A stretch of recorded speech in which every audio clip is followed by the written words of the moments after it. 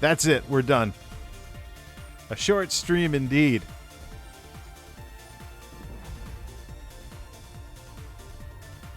And the latency in the corner at 333 tells the whole story. Fortunately, this second go-around, we only had 20 dropped frames.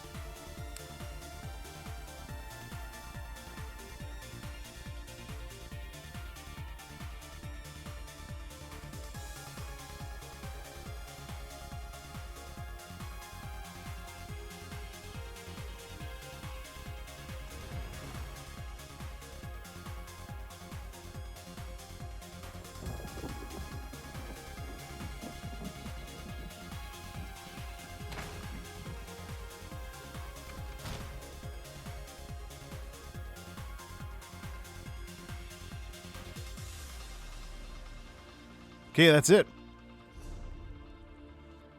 Cut the music and cut the game. Go streamer only, and let's cut the game.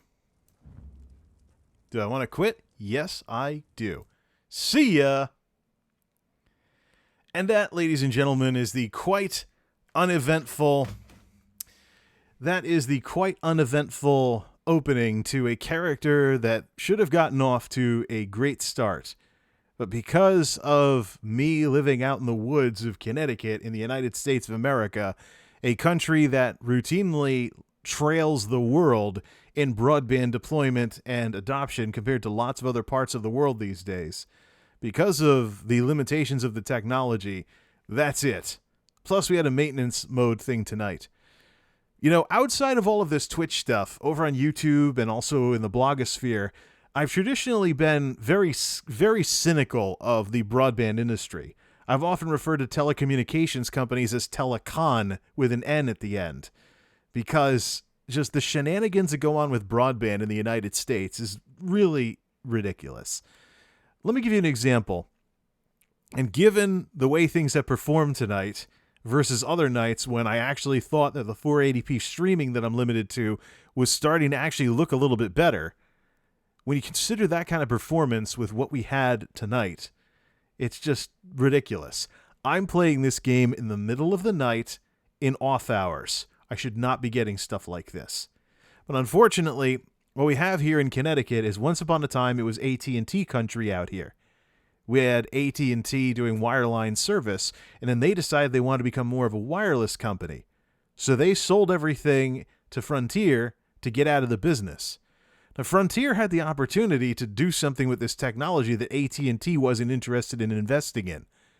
You know, they got out of it. So, obviously they wanted to go the wireless route. So really wasn't all that big of a thing in terms of competing with cable and stuff, obviously, if, with how cable's technology has developed versus what DSL and ADSL and VDSL eventually became.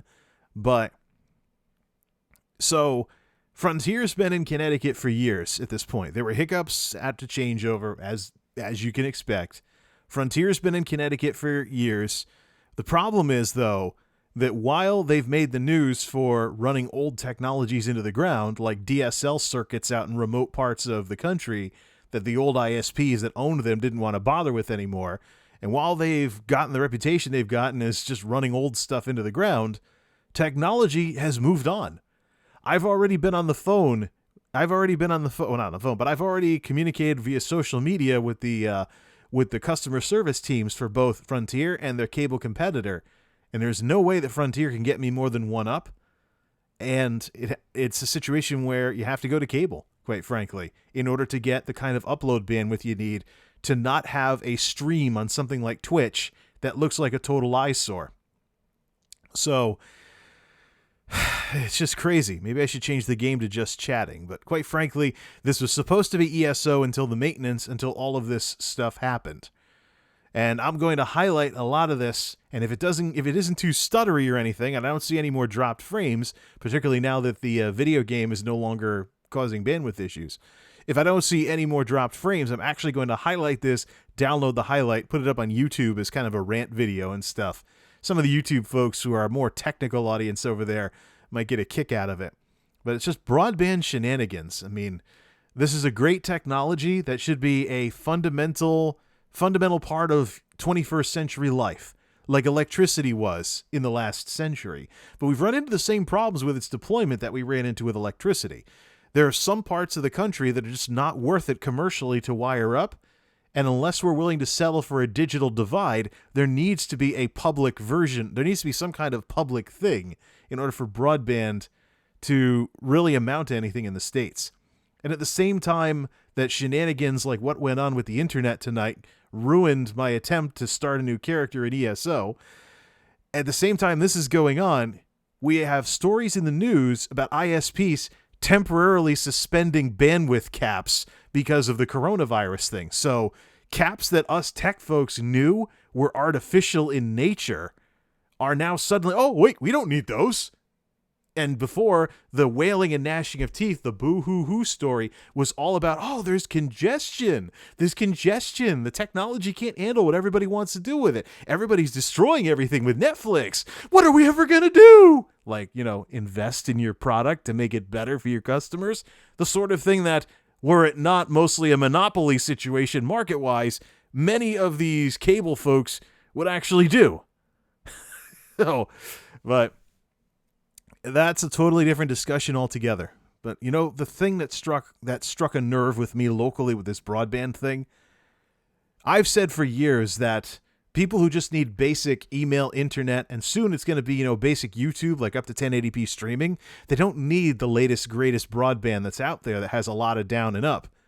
But you see, if you follow the development of internet service in America, what you see over and over again is that the affordable tiers at the lower price points stop being offered for artificial reasons. You can't get something that costs less than a certain amount per month at a lower provisioning speed just to do email and some YouTube or something cheap like that. You can't get that because the speeds are always going up and so's the price. And you have to constantly be pressured into buying more than you need because of artificial reasons like that. That's the state of broadband technology in America.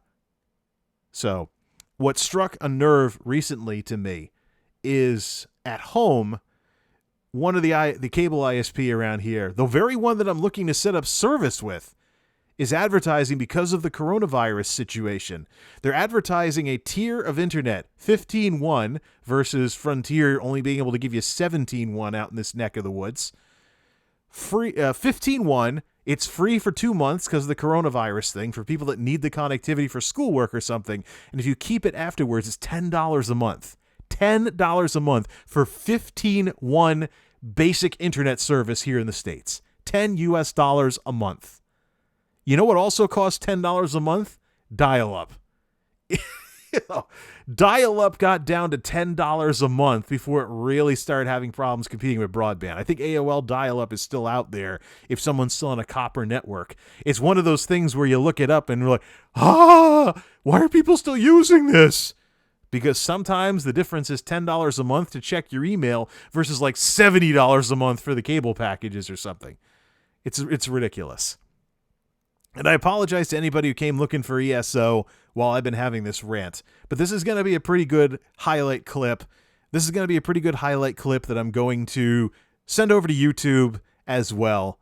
But quite frankly, it's part of the things you got to figure out when you get into something like Twitch.